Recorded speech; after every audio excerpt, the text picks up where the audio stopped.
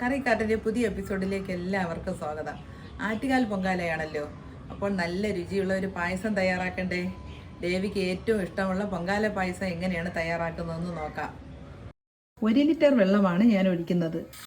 കലം വാങ്ങിച്ചതിന് ശേഷം ഒന്ന് കലത്തിൽ കുറച്ച് വെള്ളം ഒഴിച്ച് നോക്കണം. അത് കലത്തിൽ ഹോളുണ്ടോ എന്നറിയാൻ വേണ്ടിയിട്ടാണ്. മൺകലത്തിലായതുകൊണ്ട് വെള്ളം വെക്കുമ്പോൾ കുറച്ച് വെള്ളം കൂട്ടി വെച്ചാലും നല്ലതാണ്. കാരണം മൺകലമായതുകൊണ്ട് വെള്ളം പിടിക്കും. അപ്പോൾ വെള്ളം കുറഞ്ഞു പോകാതിരിക്കാൻ വേണ്ടി കുറച്ച് വെള്ളം മുന്നോട്ട് വയ്ക്കണം. പൊങ്കാല പായസം തയ്യാറാക്കാനായിട്ട് എല്ലാവർക്കും അറിയാം, പക്ഷേ അറിയാത്തവരും കാണുമല്ലോ. ആദ്യമായിട്ട് പൊങ്കാല ഇടുന്നവർക്കും കൂടെ വേണ്ടിയാണ് ഞാനിതൊന്ന് തയ്യാറാക്കി കാണിക്കുന്നത്. വെള്ളം തിളച്ചു തുടങ്ങിയിട്ടുണ്ട്. ഇനി അരി ഇട്ട് കൊടുക്കാം. പൊങ്കാല തയ്യാറാക്കാനായിട്ട് 1/4 കിലോ ചമ്പാ പച്ചരിയാണ് എടുത്തിട്ടുള്ളത്. ചമ്പാ പച്ചരി അല്ലെങ്കിൽ വെള്ളപ്പച്ചരി ആണെങ്കിലും എടുക്കാം. പൊങ്കാലയ്ക്ക് അരി ഇടുമ്പോഴത്തേക്ക് ആദ്യം കുറച്ച് അരി എടുത്ത് കലത്തിന് ചുറ്റും ഒന്ന് ഒഴിഞ്ഞ് അങ്ങനെ ഇട്ട് കൊടുക്കണം. അങ്ങനെ 3 പ്രാവശ്യം അതുപോലെ ഇട്ട് കൊടുക്കണം. അങ്ങനെ ഇടുന്നതാണ് പൊങ്കാലയുടെ ഒരു ആചാരം. 3 പ്രാവശ്യം ഒന്ന് ഒഴിഞ്ഞിട്ടതിന് ശേഷം ബാക്കി അരി അങ്ങ് ഇട്ട് കൊടുക്കാം. അരി ഇട്ടതിന് ശേഷം ഒന്ന് ഇളക്കി കൊടുക്കണം. ചിരട്ടത്തവിയാണ് ഇളക്കാനായിട്ട് നല്ലത്. തിളച്ച് തുടങ്ങിയിട്ടുണ്ട്. തിളച്ച് തുടങ്ങിയാൽ ഉടനെ ഇളക്കരുത്. തിളച്ച് ആ വെള്ളം കലത്തിൻ്റെ മുകളിൽ കൂടെ തൂകണം. അങ്ങനെ തിളച്ച് വരുന്നുണ്ട്. തിളച്ച് കലത്തിൻ്റെ മുകളിൽ കൂടെ ആ വെള്ളം വീഴണം. അതാണ് പൊങ്കാലയുടെ ഒരു ഐതിഹ്യം. തിളച്ച് തുടങ്ങി ആ കലത്തിൻ്റെ മുകളിൽ കൂടെ എങ്ങനെ വെള്ളം വീഴയാണ്. വെള്ളം വീണ് അടുപ്പ് നനയണം. ഇനി ഒന്ന് ഇളക്കി കൊടുക്കാം.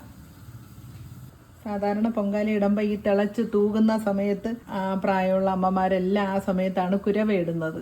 ഞാനും തിരുവനന്തപുരത്താണ് താമസിക്കുന്നത്. ഇവിടെ ഇപ്പോൾ സിറ്റി മൊത്തം പൊങ്കാലയുടെ തിരക്കിലാണ്. ഇവിടെ എവിടെ നോക്കിയാലും പൊങ്കാലക്കലങ്ങൾ കൊണ്ട് നിറഞ്ഞു കഴിഞ്ഞു. പൊങ്കാല 2 തരത്തിലിടും. ശർക്കര പായസം ആയിട്ടും ഇടും, അല്ലാതെ വെള്ളപ്പായസമായിട്ടും ഇടും. വെള്ളപ്പായസമാണെങ്കിൽ ശർക്കര ചേർക്കത്തില്ല. അരി വെന്ത് കഴിഞ്ഞതിന് ശേഷം തേങ്ങ ചേർത്ത് ഇറക്കുകയാണ് ചെയ്യുന്നത്. അരവണ പായസമാണ് തയ്യാറാക്കുന്നതെങ്കിൽ കറുത്ത ശർക്കര ചേർക്കുന്നതാണ് നല്ലത്. അപ്പോൾ പായസത്തിന് നല്ല കളറ് കിട്ടും. നെയ്പായസമാണ് തയ്യാറാക്കുന്നതെങ്കിൽ അതിന്റെ വീഡിയോ നേരത്തെ ഞാൻ അപ്ലോഡ് ചെയ്തിട്ടുണ്ട്. അതൊന്ന് കണ്ടു നോക്കണേ. അരവണ പായസവും നെയ്പായസവും കടും പായസവും ഇതെല്ലാം ഒന്ന് തന്നെയാണ്. അരി വെന്തിട്ടുണ്ട്. ഇനിയാണ് ശർക്കര ചേർക്കേണ്ടത്. അരി ഒന്ന് വെന്തതിന് ശേഷം മാത്രമാണ് ശർക്കര ചേർക്കേണ്ടത്. ശർക്കര നേരത്തെ ചേർത്ത് കഴിഞ്ഞാൽ പിന്നെ അരി വേഗത്തില്ല. 1/4 കിലോ അരിക്ക് 1/2 കിലോ ശർക്കര എടുത്തിട്ടുണ്ട്. ശർക്കര ചേർത്തതിന് ശേഷം ഇടയ്ക്കിടയ്ക്ക് ഇളക്കി കൊടുക്കണം, ഇല്ലെങ്കിൽ പായസം അടിക്ക് പിടിക്കും. ഇനി തേങ്ങ ചേർക്കാനുള്ള സമയമായി. 1/2 മുറി തേങ്ങയാണ് എടുത്തിട്ടുള്ളത്.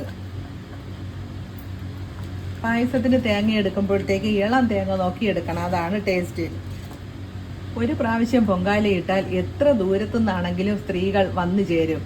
വ്രതമെടുത്ത് പ്രായമായ അമ്മമാർ വരെ വളരെ ദൂരത്തുനിന്ന് വന്ന് ആറ്റുകാല് താമസിച്ച് പൊങ്കാല ഇട്ടതിന് ശേഷമാണ് അവർ തിരിച്ചു പോകുന്നത്. ഞാനൊരു 2 ടേബിൾ സ്പൂൺ പഞ്ചസാര കൂടി ചേർക്കുകയാണ്.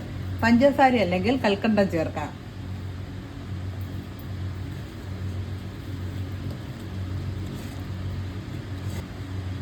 ഇനി അണ്ടിപ്പരിപ്പ് ഇട്ട് കൊടുക്കാം. 50 ഗ്രാം അണ്ടിപ്പരിപ്പാണ് എടുത്തത്. 50 ഗ്രാം കിസ്മിസും എടുത്തിട്ടുണ്ട്. ഞാനിപ്പോൾ കറുത്ത കിസ്മിസാണ് എടുത്തത്. വെള്ളയാണെങ്കിൽ അതും എടുക്കാം. ഏലക്ക പൊടിച്ചതിട്ട് കൊടുക്കുകയാണ്. 100 ഗ്രാം നെയ്യ് ചേർത്ത് കൊടുക്കുകയാണ്.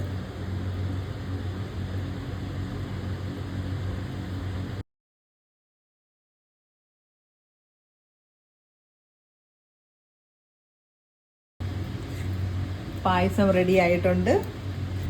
പൊങ്കാല ഇടുമ്പോൾ പായസം ഇട്ട് കഴിഞ്ഞതിന് ശേഷം ഒരു 2-3 മണിക്കൂർ കഴിഞ്ഞതിന് ശേഷമാണ് പായസം നേദിക്കുന്നത്.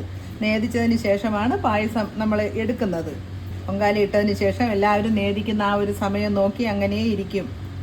ഈ സമയത്ത് വേണമെങ്കിൽ നമുക്കൊരു കദളിപ്പഴം അരിഞ്ഞത് ചേർത്ത് കൊടുക്കാം. ഞാനിപ്പോൾ കദളിപ്പഴം ഇട്ടിട്ടില്ല. കദളിപ്പഴം അല്ലെങ്കിൽ രസകദളിപ്പഴം ചേർക്കാം. തേങ്ങയും കുറച്ച് ചേർക്കുന്നതാണ് നല്ലത്. തേങ്ങ ചേർക്കാത്ത പായസമാണെങ്കിൽ അത് പെട്ടെന്ന് ചീത്തയാകാതെ ഇരിക്കും. പായസം റെഡിയായിട്ടുണ്ട്.